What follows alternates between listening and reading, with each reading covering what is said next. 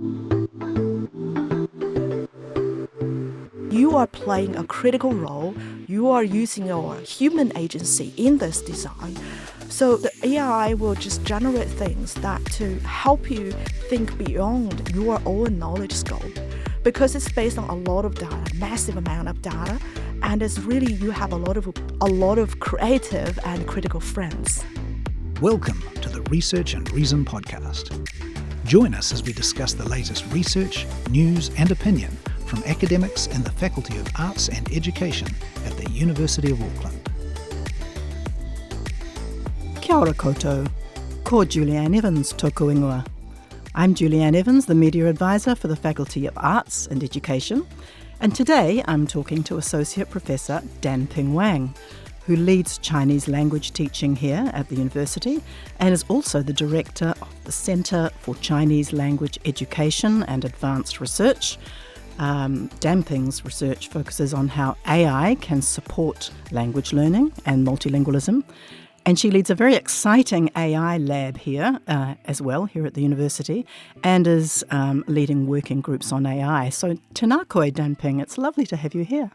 Thank you, Julianne, for inviting me. And hello, everyone. Kia ora koutou.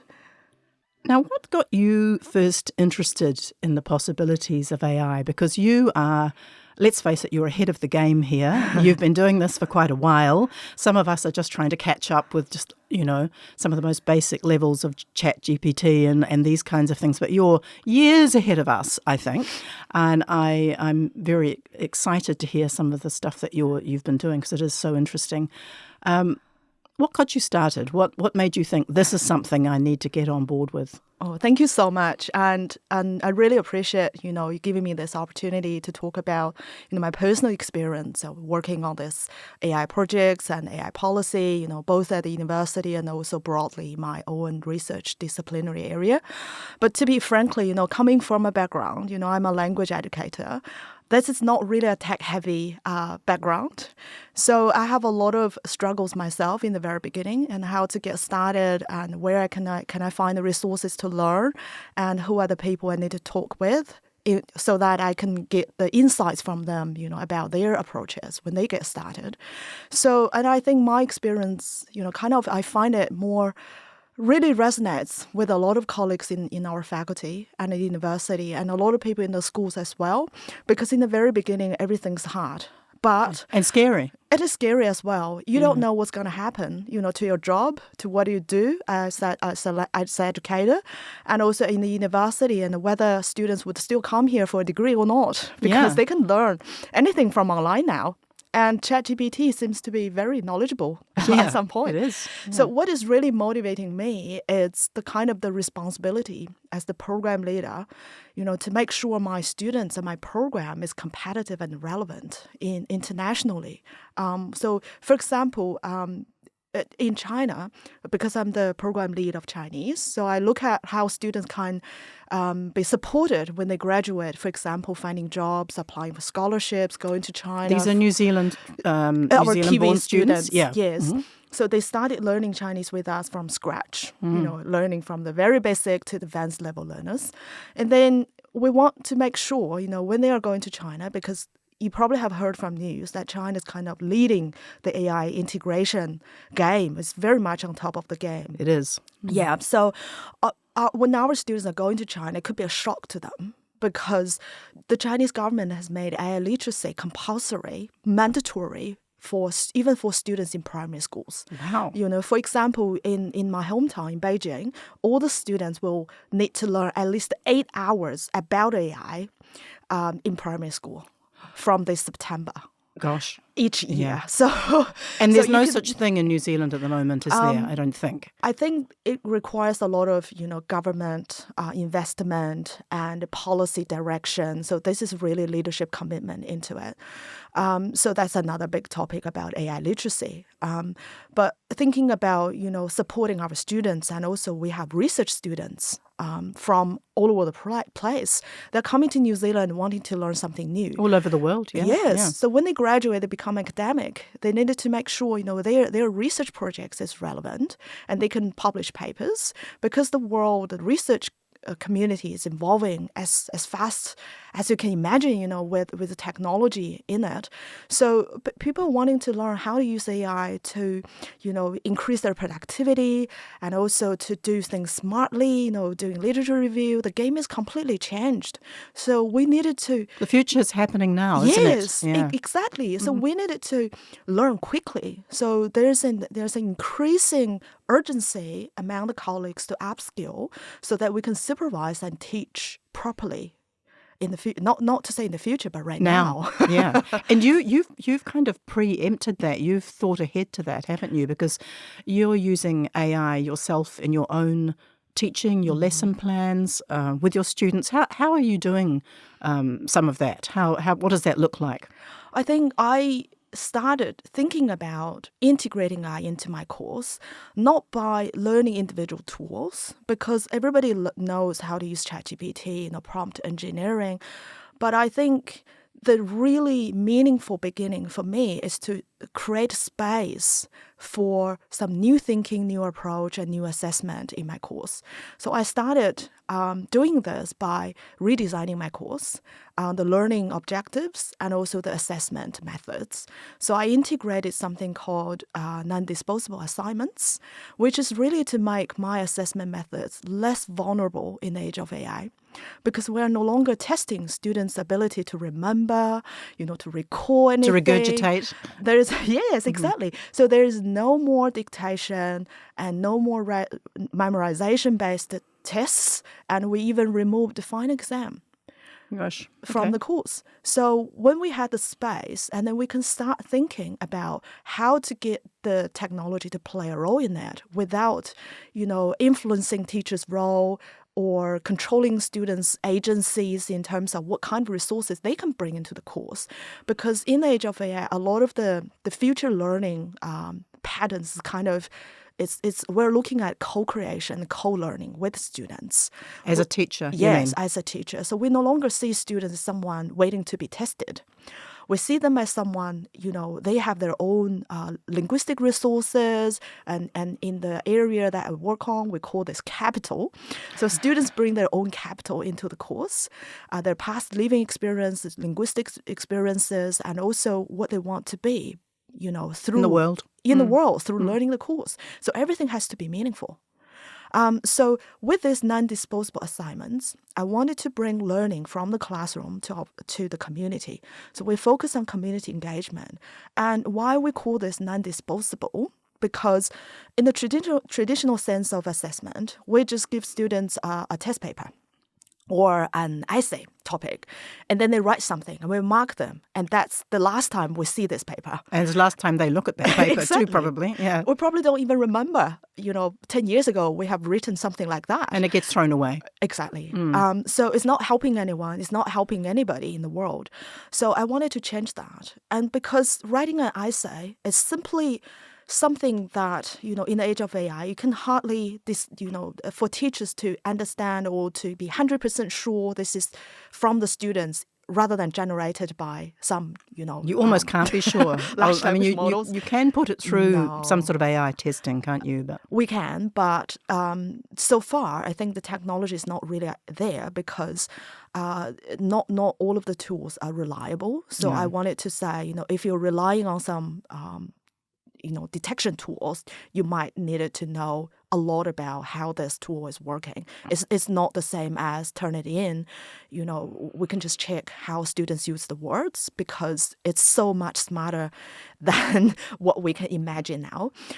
So that's a message to a lot of the teaching staff. And using this non-disposable assignments idea, and then students can focus on creating projects rather than spending a lot of time on remembering, the words, the grammar.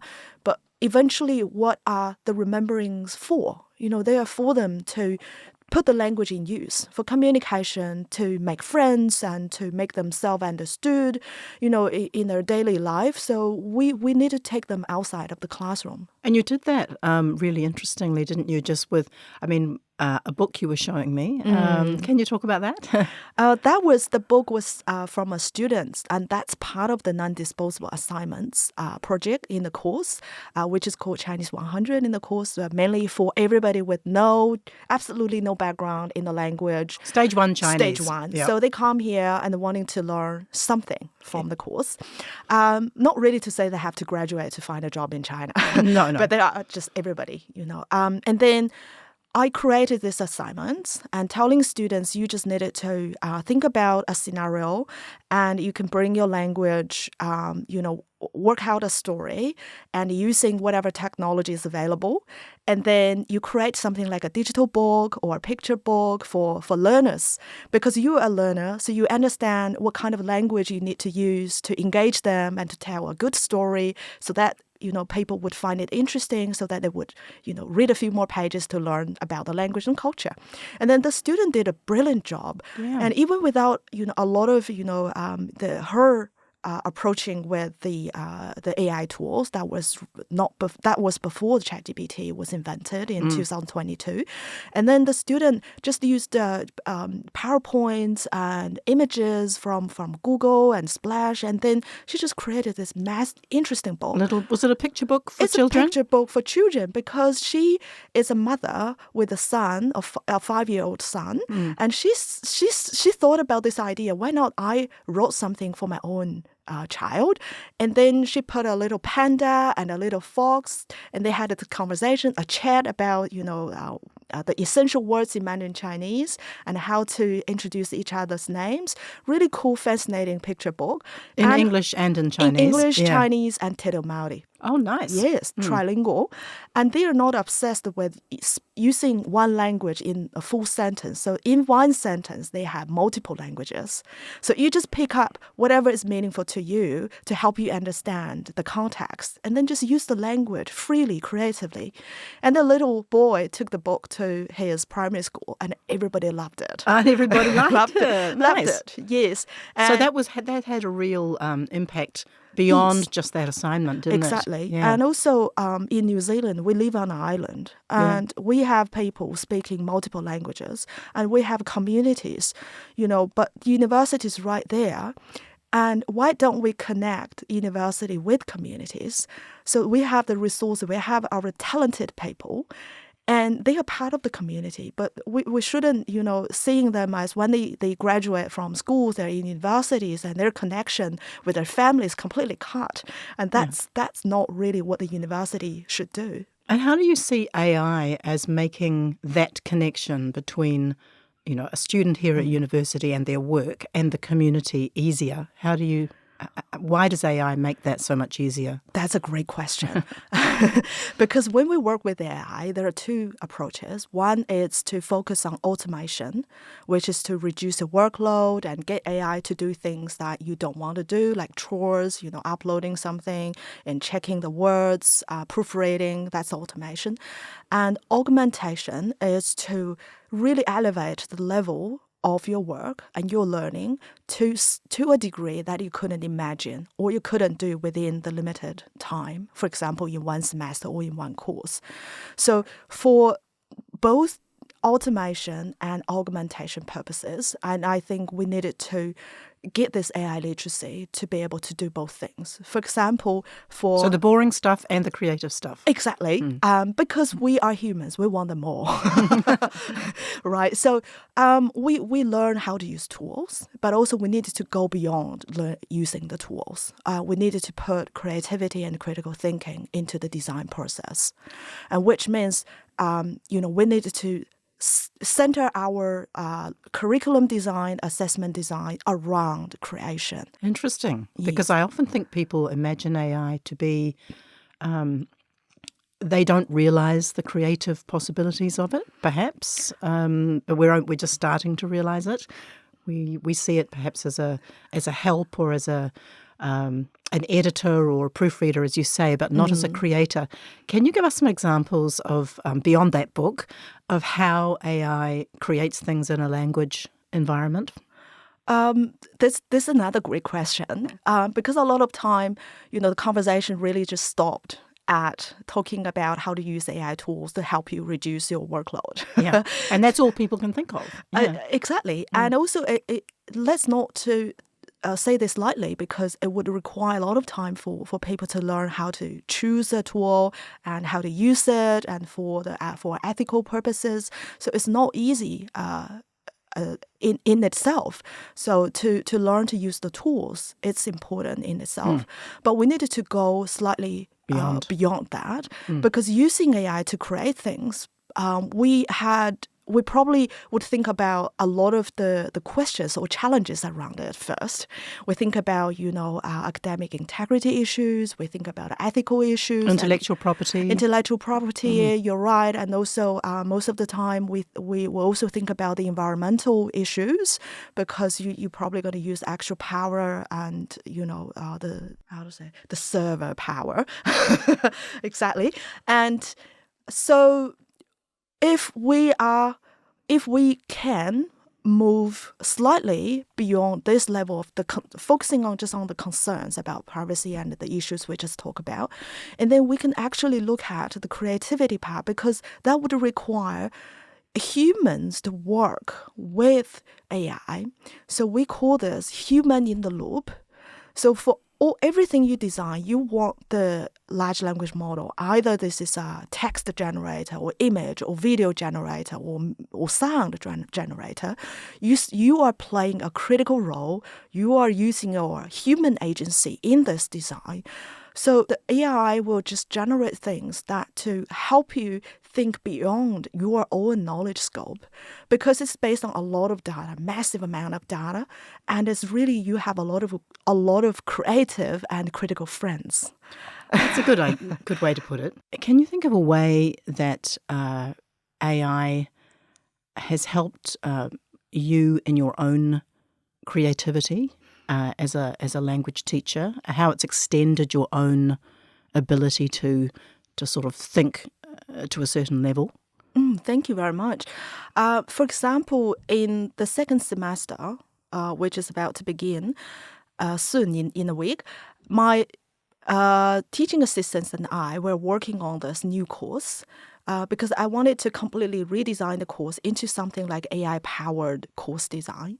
So I've used AI to generate text based on the proficiency level suitable for my students in this level. And for example, by doing that, I would be able to have a full control of the difficulty level and the selection of words and grammar based on the benchmark criteria. Before that, we can also do that, but would require a lot of time checking each individual word, every grammar structure. So, you probably would spend a couple of years to do that. But with AI on board, I can just do that within like 2 days.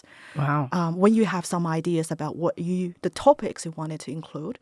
And then after doing that, I can generate images like visualization to help students think about the topic using images based on the text. So I upload the entire text into ChatGPT or some other. Of a story or of a? It's a text about, for example, the first text is about punk wellness. So it's talking about young people's lifestyle, by drinking beer with some Chinese goji berry in it. So, right. So, students would have mental pictures about, what this topic is about. And then, but before AI, it's really hard for anyone without any design skills to be able to put those irrelevant things together. Yes. So students can they can get these actual resources from the course. And also we can, based on the text, to generate multiple choices questions to help students check their understanding of the text. So it's really helping us reduce the workload and also making sure our learning materials is up to the standards, not too hard or too easy, and the students can find it engaging. Fantastic. Yeah. Is it down to the quality of the prompts as well, what you tell it to think? Because you're probably really good at that, are you? I think that would require an expert in the design process. And last time I was talking about human in the loop, and now I want to focus on technology in the loop or AI in the loop.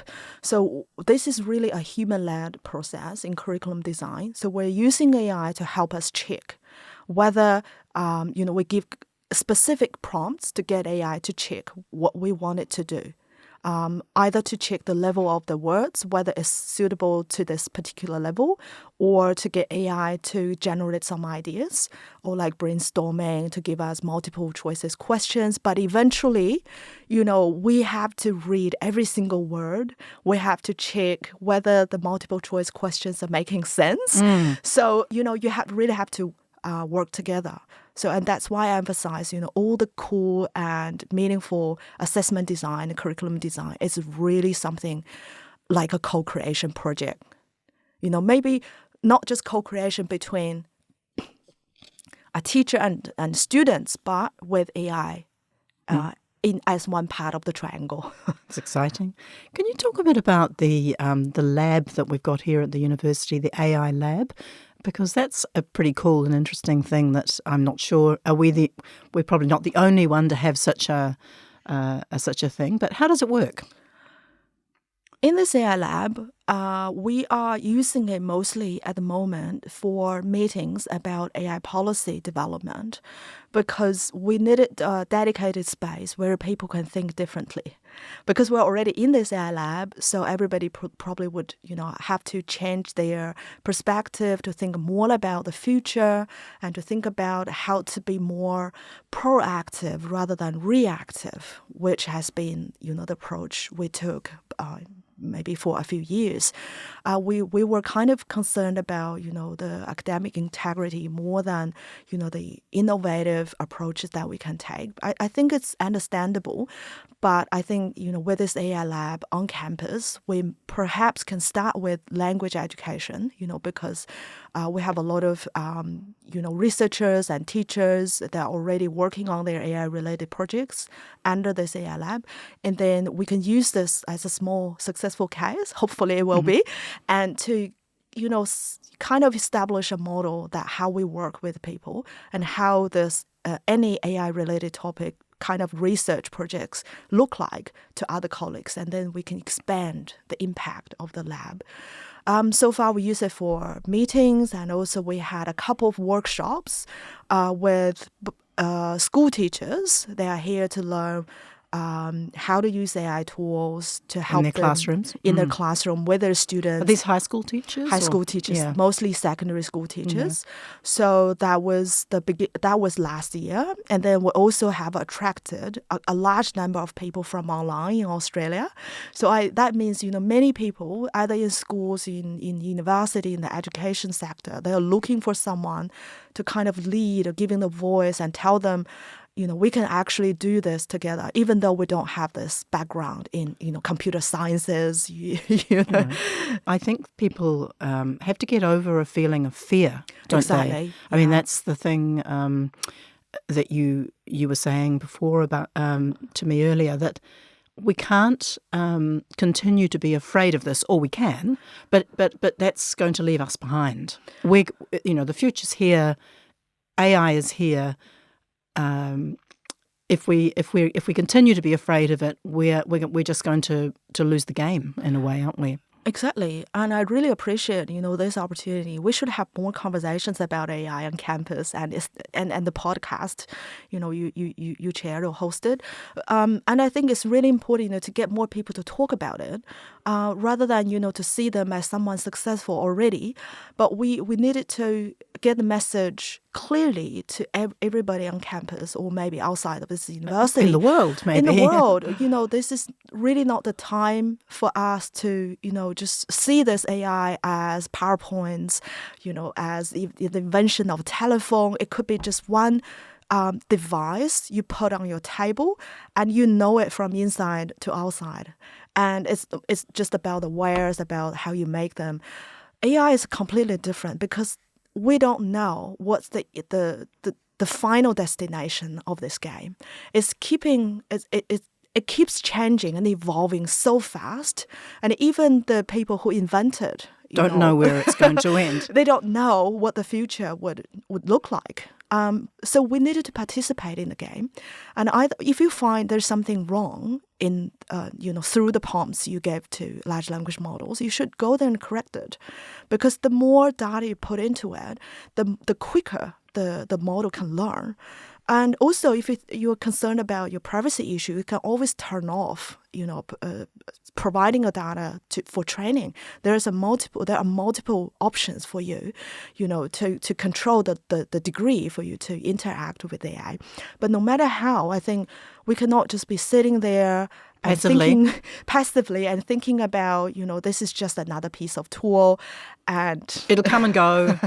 It will not. No, it will probably stick here with us for a long time, and it will evolve into another shape. And it would, if you don't learn now, you probably wouldn't be able to catch up, confidently when it's already advanced level. And many people around you, they are able to catch up at this level in the early stage. Yeah. So it's not to say it's just a competition between you and the technology.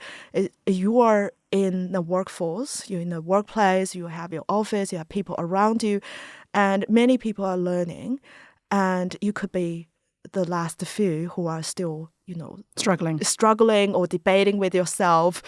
Should I do this? Should I do this or not? Yeah. Maybe 1 year, 2 years, they're fine. But I think, eventually you're going to find yourself in a very difficult position. You're putting yourself to be potentially replaced. The worst fear. It sounds scary, but I think, in a lot of other places, this is happening. Yeah. And you'd made another point just before we go, which I think is really important, is bias and AI. And a lot of people are saying that it's going to reflect a certain way of thinking or a certain group of people, that perhaps it doesn't reflect Indigenous voices or, minority voices. What would you say about that to people? That's a very important question, and I'm afraid I don't have an answer to that question right now. But I can tell you a little bit about the survey I'm doing with the Foreign Language Teacher Association, because in January we organized a conference about reimagining language teaching in the age of AI. So after that, we decided to send out a survey, a form, to hear more from language teachers across New Zealand, from early childhood education, primary, secondary school, all the way to university, including community. So based on the results at this stage, we can see that there's just a couple of languages their teachers are making passionate or proactive responses to the questions like AI workshops, or potentially to work with the universities to learn a bit more about the mechanism of AI and AI in education. But for other languages, like smaller languages, and including Te Reo Māori and Pacific languages, even though we have a large group of teachers in schools and teaching speakers. these languages, they probably don't approach AI in the same way as other languages. And even for a few European languages, they are more concerned about the challenges, privacy issues, ethics, more than the capacities, the possibilities and capacities they can build within their schools and for their students. So we probably still have a long way to go. But I think in New Zealand, we need a clear direction, either from the university leadership or the country or the country's leaders. To what degree do we want our country in this AI competition, in this race? How do we make our teachers and students competitive? Internationally. How do we make our voices heard? Voices heard, and also because of the languages we have here in this country, like Te Reo Māori and a lot of Pacific languages, how do we make this group of people's voice heard? In and AI, heard? Within that language model. And also to help the major frontier models, to be able to understand more correctly, not only about the language, but about the history and the culture and tradition, the tikanga, of our community groups. So I think those questions are, we cannot leave these questions to just a few people to make decisions. I think we all have a part to play. We have a part to play. As I just said, we needed to participate in the game. And if you ever find that there's anything that's not true, based on your understanding about your culture and your tradition, you should tell ChatGPT or whatever. Correct it. And correct it. Yeah. And tell them, because you are in control of your own knowledge and culture, not ChatGPT. That's a great way. That's a great place to stop. Thank you so much for Thank you. this conversation. It was so interesting. Thank you again. Thank you for having me. You've been listening to the Research and Reason podcast. Stay up to date with the Faculty of Arts and Education by following us on social media.